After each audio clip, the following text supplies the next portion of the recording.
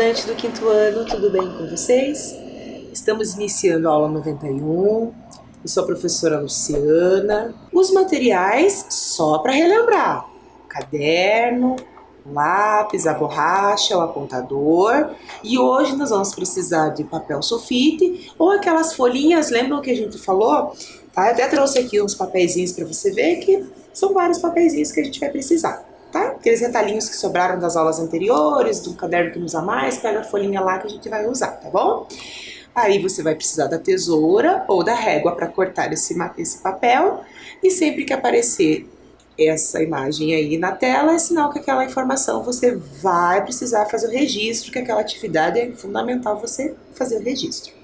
Então, falando em registro, vamos para o nosso primeiro registro da aula de hoje. Anota aí, então, a data de hoje, aula 91, língua portuguesa.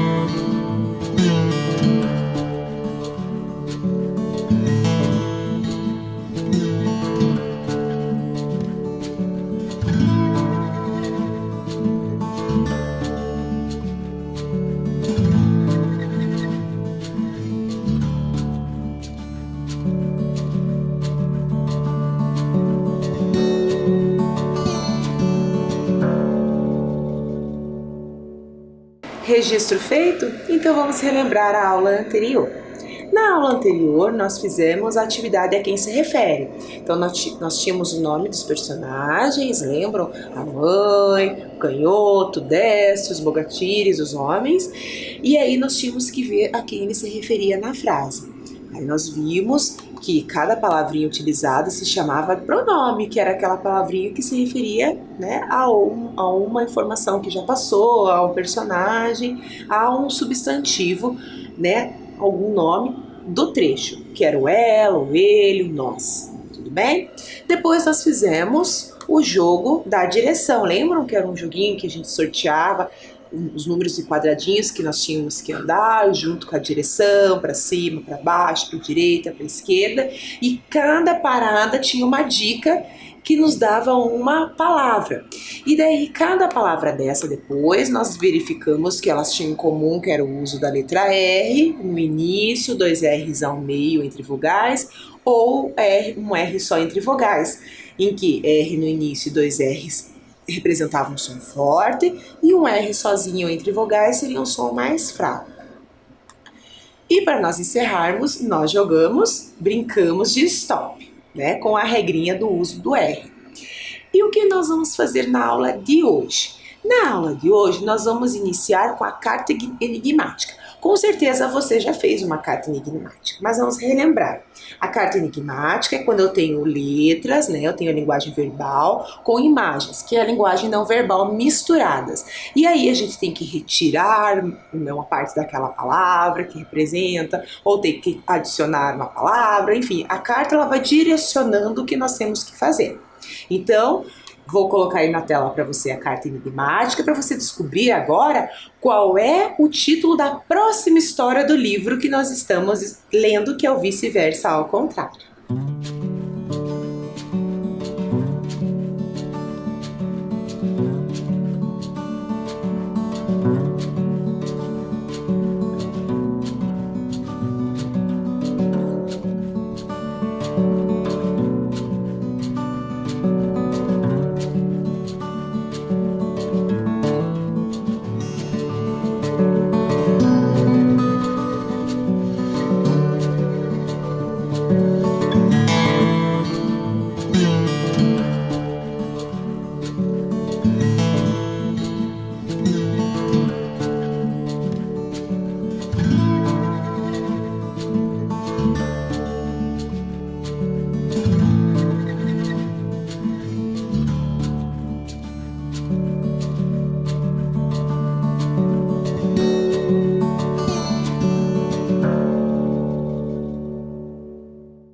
refletiu, observou as imagens, as letras? Então vamos à correção? Acompanha aí comigo na tela. Então primeiro eu tenho o número 1 mais A. A palavra 1 mais A forma uma. Aí temos a segunda palavrinha. Ar mais, eu tenho a imagem de uma madeira. Só que está dizendo que a palavra madeira menos o eira, então fica mad. Mais, qual que é a imagem que aparece ali? Uma ilha. Então, eu juntando ar mais mad mais ilha forma armadilha. Uma armadilha, mas uma armadilha para qual personagem? Vamos continuar vendo. Ali nas próximas linhas nós temos lá uma pipa, mas ele está dizendo que é o pipa menos o pi. Então, sobra o pá. Então, eu já tenho o pá. Mas, que imagem que é aquela ali? Uma raquete. Então, eu tenho uma raquete menos o cat. Sobra o quê? O rá. Então, pá mais rá fica pará. Aí, nós temos a letra O, sozinha ali. Na última linha, o que nós temos lá? Um cone. Mas ele está falando que é um cone menos o E. Então, fica com. Mais o cabide menos o cabi. O que fica? O D. Então, com, mais o D fica com D. Tá mais fácil agora. Eu tenho uma armadilha para o conde e a próxima pista ali tá facinho, porque ele já deu início, né? Eu tenho o drá mais a calculadora, só que eu tenho que retirar da palavra calculadora o cal e o dora. E aí fica o quê?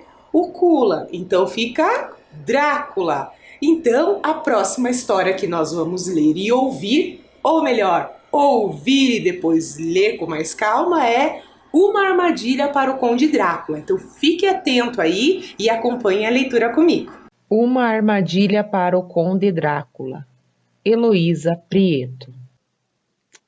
Londres, 29 de junho de 1894. Lenora, minha prima, perdi o sono. Por que será? Mamãe recebeu uma visita diferente. Depois do jantar, ouvimos um barulho enorme. Eram cavalos relinchando. Alguém bateu à porta. Watson, nosso mordomo, foi abrir. Era um homem esquisito, branco, magro, vestido de preto. Meu cão Brutus começou a latir. O homem ficou parado na porta. Disse a Watson que uma roda de sua carruagem havia se quebrado. Mamãe convidou o desconhecido para entrar. Ele deu um sorriso largo, estranho. Talvez eu estivesse com sono, mas quando ele passou diante do espelho, ele não apareceu. Mamãe ofereceu chá ao estrangeiro. Ele disse que seu nome era Drácula e que morava num lugar chamado Transilvânia. Escreva, Edgar. Bristol, 8 de julho de 1894. Edgar, meu primo. Que coincidência! Ontem tia Ágata me contou uma história horrorosa. Era uma lenda sobre um tal de Drácula, um conde que morava na Transilvânia. Ele era muito mau. Convidava as pessoas para ir ao seu castelo, e elas sumiam. Convidou tanta gente que sua cidade quase ficou vazia. Até que o conde desapareceu. Ninguém sabe como. A história é antiga. Será que o amigo de sua mãe é parente desse mesmo conde? Escreva, sua prima Lenora. Bristol, 25 de julho de 1894. Edgar, agora quem não dorme mais sou eu. Cris, filha de tia Ágata, me contou que Titi esconde no sótão uma coleção de livros de terror. Ela acha que as crianças não devem ler seus livros e diz que lá está cheio de ratos e aranhas. É mentira. A senhorita Marple, a governanta, nunca deixaria isso acontecer. Subimos, escondidas, até o sótão. É um lugar cheio de livros antigos. Escolhemos o mais velho. Seu título é Mortes no Nilo. É um livro sobre lendas do Egito. Cris leu um pedaço sobre vampiros. Você já ouviu essa palavra? Vampiros são mortos-vivos. Vivem à noite, porque morrem com a luz do sol. Alimentam-se de sangue humano. Não têm reflexo no espelho. Você tem certeza que esse Conde Drácula não aparece no seu espelho? Escreva rápido, Lenora. Londres, 2 de agosto de 1894. Lenora, tenho certeza. Ele não aparece no espelho. Ontem à noite me escondi para olhar o reflexo de Drácula na hora em que ele passava na frente do espelho. Aconteceu a mesma coisa. Só enxerguei o nosso fiel Watson. Nada de Conde. Ele é mesmo um vampiro. Foram encontradas mais 3 crianças caídas no cemitério, todas com mordidas no pescoço. E agora? Edgar. Bristol, 15 de agosto de 1894. Edgar, você precisa agir logo. Quem recebe uma segunda mordida, vira vampiro também. Você tem certeza que ele ainda não mordeu sua mãe, minha querida tia Lili? Preste atenção. Aquele livro dizia que vampiros não gostam de flores, alho e nem de cruzes. Para matá-los, é preciso espetar uma estaca no coração deles, ou então colocá-los à luz do sol. Pense numa solução e me conte. Lenora. Londres, 26 de agosto de 1894. Lenora, consegui. O Conde caiu na minha armadilha. Troquei os potes de chá. Em vez de chá preto, mamãe deu ao Conde chá de flor de jasmim. Ele deu um gole e cuspiu tudo no chão. Tossiu tanto que parecia que a garganta dele soltava fumaça. Sua cara ficou ainda mais branca. Levantou-se, pediu desculpas e foi embora. Dei flores à mamãe para enfeitar a casa. Ela gostou. Depois, escondi dentes de alho nos vasos e debaixo dos tapetes. Todos reclamam de um cheiro esquisito. Edgar.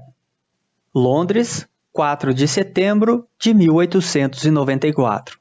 Lenora, que sorte! O Sr. Harker veio nos visitar. Disse que o Conde Drácula voltou para a Transilvânia de navio.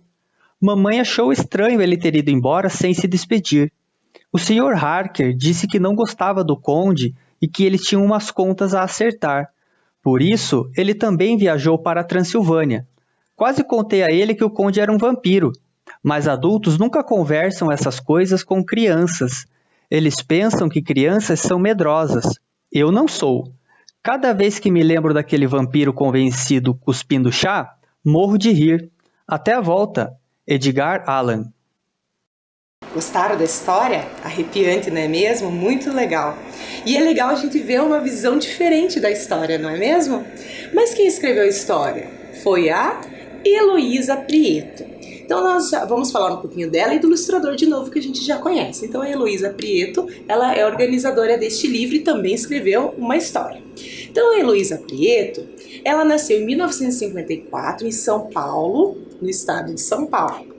Ela é formada em letras, ela é autora de 80 obras de ficção e fantasia voltada para diversos públicos. Então não é só o público infantil, ela escreve para todas as idades. A Heloísa também iniciou sua carreira de escritora contando histórias para crianças na Escola da Vila, lá em São Paulo. Aqui tem algumas obras da Heloísa. A primeira ali, O Guardião da Floresta, vocês já conhecem essa obra porque a professora Alessandra, lá no início do ano, fez a leitura com vocês da Casinha de Brinquedo. Tenho certeza que você lembra. Ela também tem outras histórias, né? O próximo livro ali é A Língua do Contrário e Lá Vem a História. Além de outras mais que ela tem, eu só trouxe aqui alguns exemplos. E relembrando o ilustrador, né? O Spaca, que a gente já conhece ele, né? Ele nasceu também em São Paulo, é ilustrador e cartunista, e ele escreve histórias em quadrinhos e também ilustra diversas revistas e livros pelo país. Inclusive, a gente também viu lá 2 exemplos. Muito bem. Mas vocês viram que durante a leitura apareceram o nome de algumas cidades aí pelo mundo, não é mesmo? E você conhece ou sabe onde ficam as cidades que aparecem nas cartas que lemos? Vocês viram que apareceram 3 cidades. Vamos conhecer um pouquinho mais sobre elas? Bem rapidinho. Então olha lá a primeira. Então acompanhe comigo no slide. A primeira é a cidade de Londres, que é a capital da Inglaterra. É uma das cidades mais visitadas e importantes do mundo. Ela existe há mais ou menos 2000 anos e é a maior cidade da Inglaterra. A outra cidade que apareceu também lá na história, que nós acabamos de ouvir, é Bristol, que também fica na Inglaterra. Essa cidade, ela foi já uma das cidades mais ricas da Inglaterra. Ela é tão importante que ela foi o ponto de partida para as primeiras viagens de exploração para o Novo Mundo, né? Se vocês observarem até a localização dela ali, dá para imaginar. E a outra cidade que apareceu ali, que foi citada nas cartas, foi Transilvânia. Transilvânia fica na Romênia, numa cidade chamada de Brasov.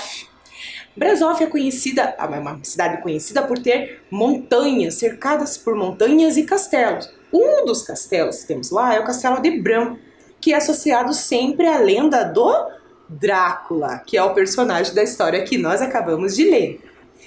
E falando em quem morava onde, né, quais cidades estavam ali, eu gostaria que você agora pensasse um pouquinho aí, não precisa registrar, você pode fazer essa sessão aí junto na tela. Vou dar um tempinho para você pensar, quem morava onde? Então nós temos os 3 personagens lá que apareceram, que é Lenora, Drácula e Edgar. E ao outro lado nós temos as cidades citadas nas cartas, tanto onde cada um morava, quanto quem morava em outro lugar. Então preste bem atenção que nós temos Londres, Bristol e temos Brasov, que é na Transilvânia. Então veja aí quem mora onde e a gente já volta.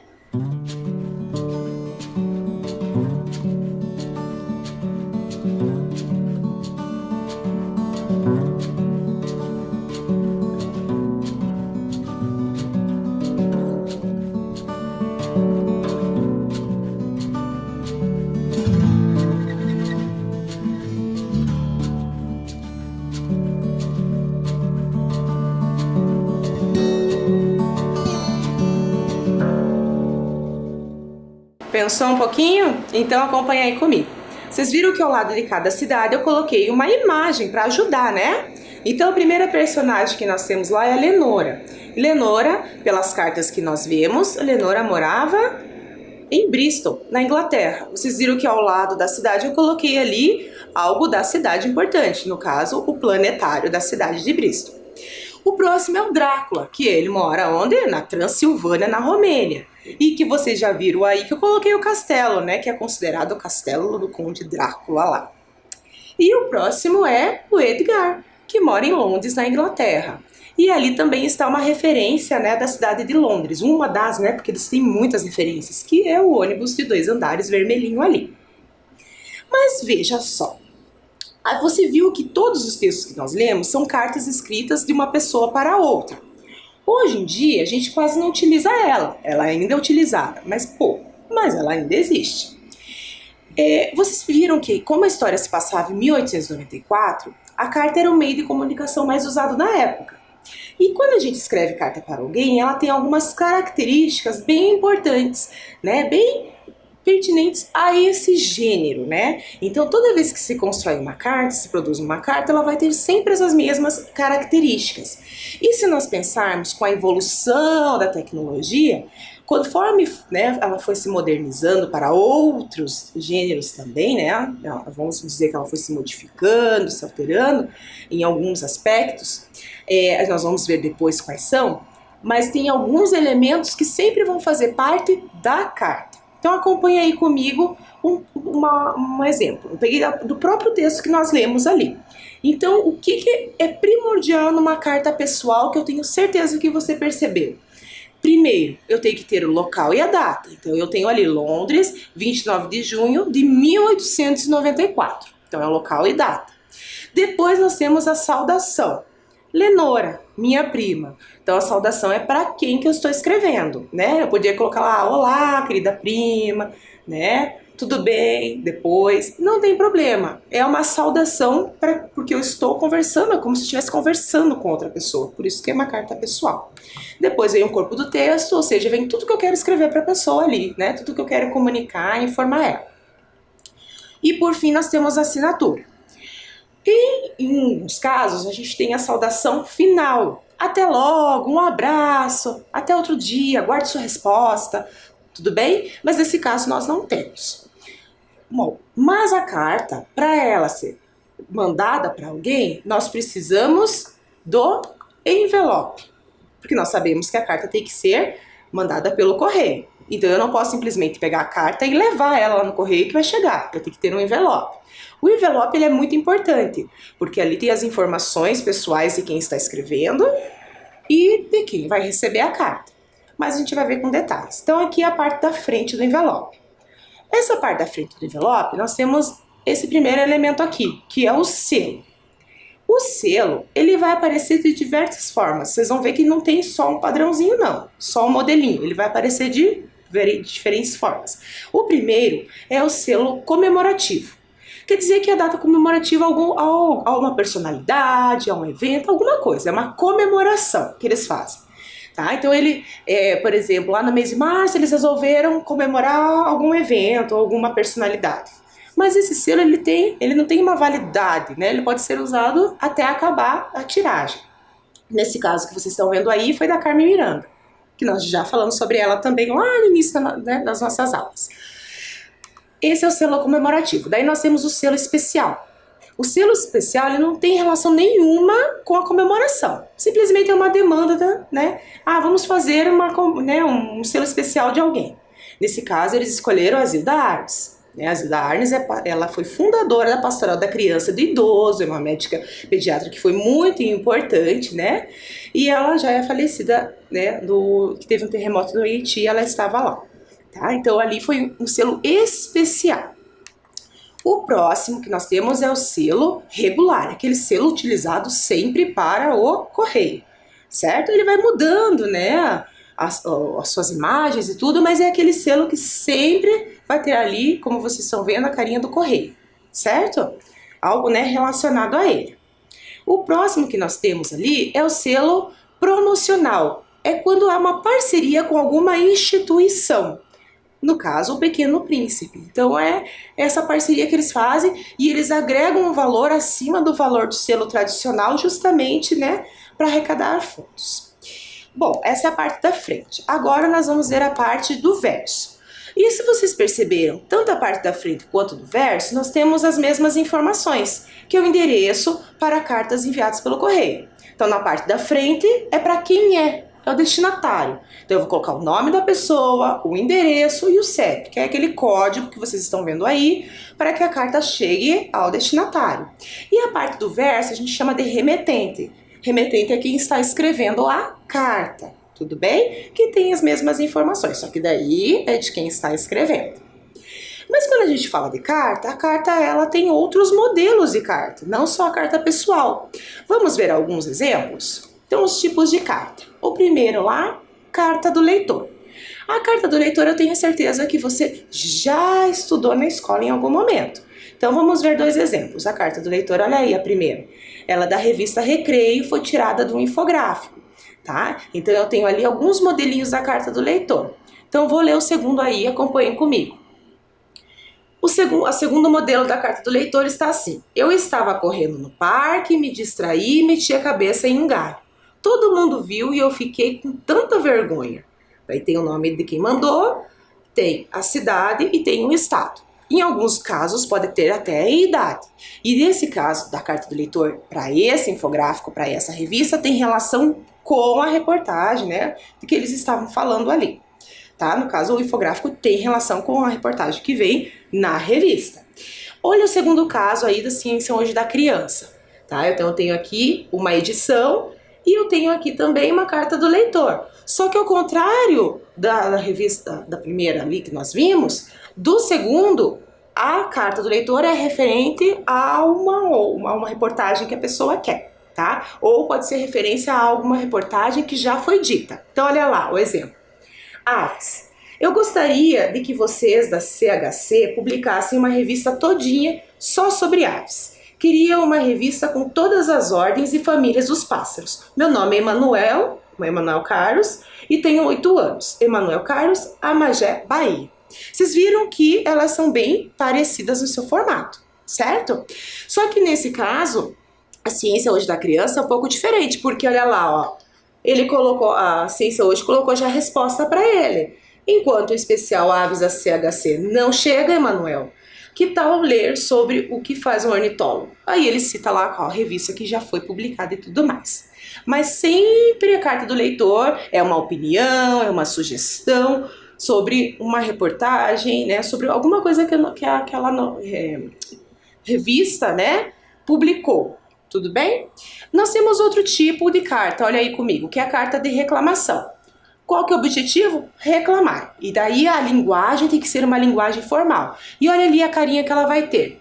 Então ela vai ter lá para quem é, aí vai ter todo o texto dizendo a reclamação e lembrando, carta, como é reclamação, a linguagem é formal, aí ele tem que colocar alguns dados referentes ao pedido, a reclamação dele, depois tem a saudação final, aguardo resposta, a cidade, o nome de quem, né, escreveu e outros dados adicionais ali, tá bom? Outro exemplo de carta que nós temos é a carta comercial. Então olha o exemplo lá, nós temos o nome da loja, a cidade, né, a data, tudo certinho, a quem é. E olha como começa a saudação, prezado senhor. Aí ele vem dizendo, né, tudo o que aconteceu ali, que ele recebeu a reivindicação e tudo mais. Aí ele termina assim: nada mais havendo, reafirmamos os nossos protestos de elevada estima e consideração, atenciosamente. Então vocês perceberam que é uma linguagem bem formal. Então a carta comercial, ele vai se dirigir a alguém, vai falar, né, sobre a situação comercial né, do que seja ali. E o último exemplo é a carta de solicitação. O nome já diz tudo, solicitar. Então veja alguns dados aí comigo. Então ele já começa com prezado. Então ele já começa com a saudação inicial. Depois ele vem lá, né? Boa tarde ou bom dia. Aí ele se apresenta, daí ele vem dizendo tudo o que ele precisa ali e assim por diante. E sempre a linguagem formal. E ele termina cordialmente, nome, telefone e o endereço. Tá? Então vocês viram que a carta ela tem vários objetivos e o seu conteúdo vai mudando de acordo com esse objetivo, mas tem algumas situações que não mudam, que é a data e o local, que é a saudação final lá, a saudação inicial, saudação final, né, a despedida, vamos pensar assim também, tá? E a assinatura. Então tem coisas que não mudam, mas o corpo dela, sim. Mas lembra que eu falei para vocês que a carta ela foi, né, se modernizando e foi se modificando em alguns detalhes ao longo dos anos. E aí eu pergunto para vocês, como nós, né, nos comunicamos hoje? Como nos comunicamos hoje? Se você olhar aí a nossa própria tela, já diz. Nós tínhamos a carta, ainda a temos, mas nós temos o computador e nós temos o celular. Então vamos pensar um pouquinho. O formato da carta. E agora, para como a carta está moderna aí, né? Então a carta ela foi para outro suporte, para o e-mail. Então tiveram algumas alterações. O primeiro ali agora se chama endereço eletrônico. Olha o exemplo que eu coloquei. Claro que é fictício, né? Não existe, eu coloquei só para vocês entenderem. Então, o endereço lá que era da rua da pessoa, hoje é o endereço eletrônico. Então tem o nome, né?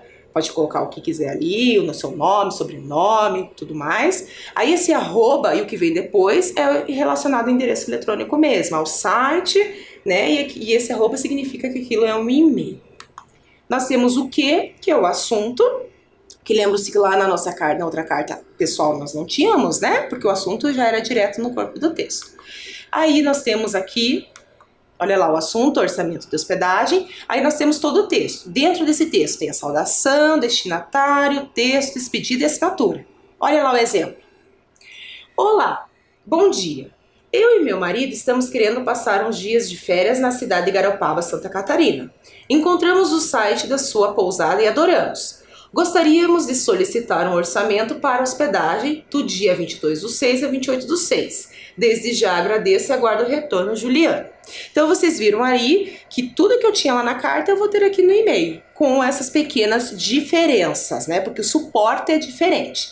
E aí eu vou clicar lá, ó, em enviar e vai a mensagem. Mas nós temos também outras formas de nos comunicarmos hoje, que é pelo WhatsApp, que vocês conhecem muito bem, estão familiarizados, e o SMS, que ele é o anterior, né, ao WhatsApp. Então também as mensagens vão mais rápidas aí. Muito bem, agora que a gente já conversou um pouquinho os tipos de carta, o formato da carta, então nós vamos organizar as informações das cartas que lemos. Agora você vai pegar aqueles papeizinhos, lembram? Tá? Em cada um deles você vai anotar a data ali, a cidade, a data de cada uma das cartas que apareceram na história. Tudo bem? Então, anote em cada uma que a gente já volta.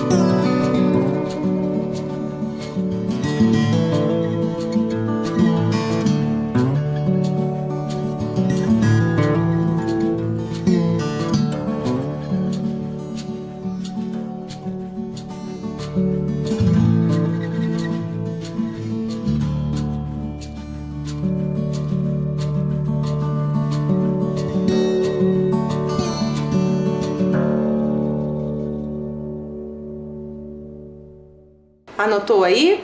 Então o que nós vamos fazer com essas datas? Você vai deixar por enquanto do teu ladinho, porque nós vamos relacionar cada data à informação de cada carta, tá bom? Então é isso que você vai fazer agora. Você vai pegar os outros papeizinhos que você tem aí, e em cada um deles você vai colocar uma informação dessas que está aparecendo aí na tela, tá? E depois nós vamos relacionar a data à informação. Aquelas que você já sabe, já deixa do ladinho e vai conferindo durante a nossa correção.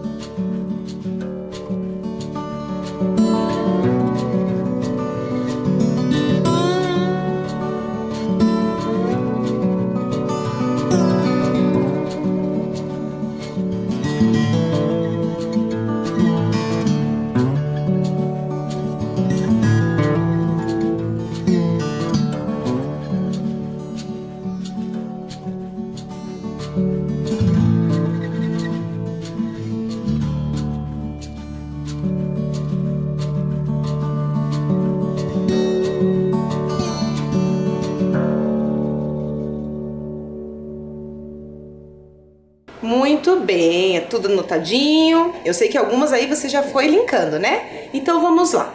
Quais informações que nós temos das cartas? Lembrando, ordem cronológica. Então vamos pro primeiro lá, acompanha aí. Londres, 29 de junho. Depois vem Bristol, 8 de julho. Depois vem Bristol de novo, 25 de julho, porque lembram que daí ela escreve 2 vezes seguidas. Próxima lá, Londres, 2 de agosto. Bristol, 15 de agosto. E depois vem Londres, 26 de agosto e Londres, 4 de setembro. Então aconteceu isso da mesma pessoa escrever 2 vezes seguidas. Então agora vamos relacionar as informações. Como começou lá a nossa história no dia 29 de junho? Então, olha lá, chegada de um homem esquisito na casa de Edgar. Vamos ver onde que aparece isso na carta? Olha lá, mamãe recebeu uma visita diferente, então tá bem lá no início. Então é a chegada desse homem esquisito. Lembra que daí o Edgar fica todo preocupado, quem será essa pessoa? Próximo. Bristol, 8 de julho de 1894. O que aconteceu aí? Olha lá, a Agatha contou a história do Conde Drácula para a Lenora, certo? E vamos ver onde que isso aparece na história lá? Olha lá. Agatha me contou uma história horrorosa. Era uma lenda sobre um tal de Drácula. Então é aí que ela descobre a história do Drácula. E aí ela não sabe que chegou uma pessoa estranha lá na casa do Edgar. Então vamos ver aí quando isso vai acontecer. Então a próxima informação que nós temos lá é essa. Bristol, 25 de julho de 1894. O que aconteceu logo em seguida? Então primeiro ela conta para ele que a Agatha contou e depois, olha aí, Cris e Lenora sobem escondido até o sótão para ler os livros de terror. Olha lá onde que acontece isso. Subimos escondidas até o sótão. Por quê? Porque elas descobriram que a tia lá tinha o quê? Livros de terror escondidos. E aí elas encontraram um livro, que nesse livro dizia, contava a história sobre um vampiro. E aí ela conta isso para o primo dela. Olha a próxima lá que nós temos. Londres, 2 de agosto de 1894. O que aconteceu daí em seguida? Porque daí é o Edgar que escreve. Ah, isso aí. Ele tem certeza de que o desconhecido era mesmo o Conde Drácula. E por que será? Vamos ver lá? Olha lá. Tenho certeza. Ele não aparece no espelho. Então, depois que ele recebeu o que? A carta da prima, com as informações de como eram vampiros, as características, daí ele fala o quê? Que ele tinha certeza porque ele não apareceu no espelho. E lembra que ele só tinha visto o mordomo e não viu ele no espelho. Aí já começou a ficar assustador, né? A história dele. Próxima lá. Bristol, 15 de agosto. Então, 15 de agosto de 1894. O que aconteceu ali na carta? O que foi contado por ela na carta? Olha lá. Lenora conta a Edgar como deve matar o Conde Drácula. Vamos ver o que ela conta lá? Ela fala assim: para matá-los é preciso espetar uma estaca no coração deles, e aí ela finaliza, ou então colocá-los à luz do sol. Pense numa solução e me conte. Então ela já estava apavorada porque ela já tinha certeza de que aquela pessoa esquisita era quem? Era o Conde Drácula. E depois disso? E depois que ela fala isso, de como matar ele? Quem que manda a carta para ela dizendo? Isso. Aí o Edgar responde. E o que ele responde lá em 26 de agosto para ela? Que ele caiu na armadilha e ele vai embora. Vamos ver onde que aparece esse trecho? Bem no comecinho lá, ó. Consegui! O conde caiu na minha armadilha. Troquei os potes de chá. E aí ele continua. Em vez de chá preto, mamãe deu ao conde chá de flor de jasmim. E aí ele cuspiu daqui. Muito bem. Então aí já está começando a terminar a nossa história. E a última informação. Londres, 4 de setembro. O que acontece? O que o Edgar conta para ela de novo? Que o Conde Drácula volta para a Transilvânia de navio. Vamos ver lá o trechinho que mostra isso? Olha lá. Que sorte! O senhor Hacker veio nos visitar. Disse que o Conde Drácula voltou para a Transilvânia de navio. A mamãe achou esquisito. E depois o que aconteceu? O Hacker foi atrás, né? Então é assim que termina a nossa história. Então nós relembramos aí, data por data, de ordem cronológica e com as suas informações, né? Ou seja, a gente pegou a ideia principal de cada carta e fizemos essa relação. Então agora você vai colar no seu caderno, vou deixar um tempinho aí para você fazer a conferência da ordem cronológica das cartas com a informação principal de cada um.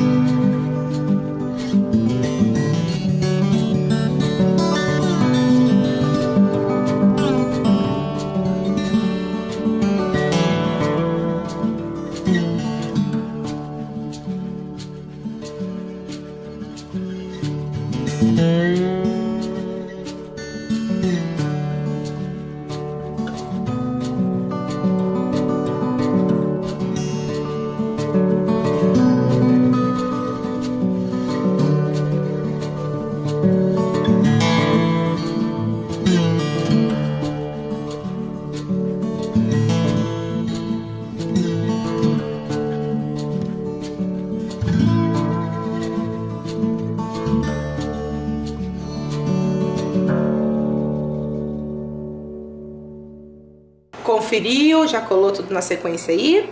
Então, por hoje nossa aula acabou aqui e até a próxima aula.